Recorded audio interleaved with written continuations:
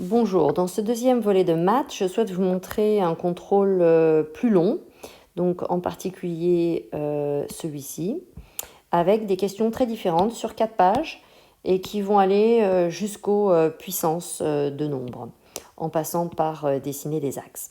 Donc voyons comment l'élève en particulier a répondu à ces questions. Donc nous allons commencer par vous montrer comment dessiner des axes. Alors voilà, on va dessiner une ligne qui n'est pas droite, je vais le faire exprès, et une autre, toujours aussi moins droite. Vous remarquerez que Notability rend ces lignes droites, même si elles ne sont pas vraiment droites.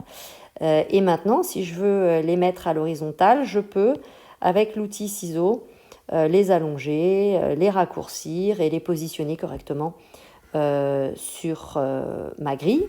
Je reviens pour placer des points que je vais nommer A et B avec mon stylet.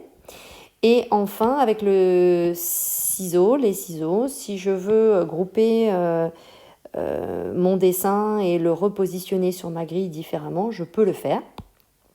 Et je peux à nouveau étendre mes lignes, etc. etc.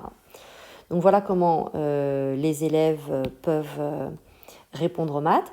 Ici, en bas, on voit bien que pour répondre à toutes ces questions-là, eh bien, on reprend une boîte de texte et on répond aux questions en écrivant nos réponses avec le clavier.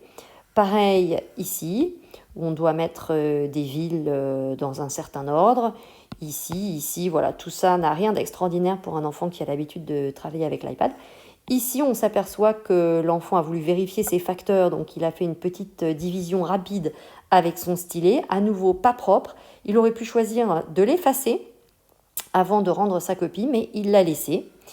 Inférieur, supérieur, toujours au stylet parce que ça va plus vite. Entouré au stylet, ça va plus vite. Ici, boîte de texte, puisque là, on nous demande de faire des phrases.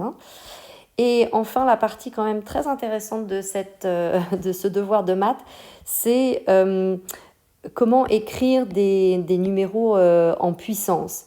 Et donc là, je l'ai fait pour vous une première fois, mais je vais le refaire.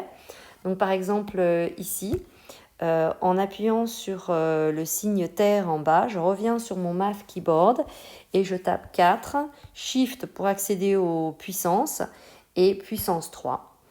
Et si je voulais réécrire 5, eh bien j'écrirais 5, Shift, puissance 6. Et ainsi de suite. Je peux appuyer sur Entrée. Dans Keyboard, on peut aussi commencer à écrire de l'algèbre également. Vous voyez, comme ceci. C'est un outil très intéressant. Voilà. Merci.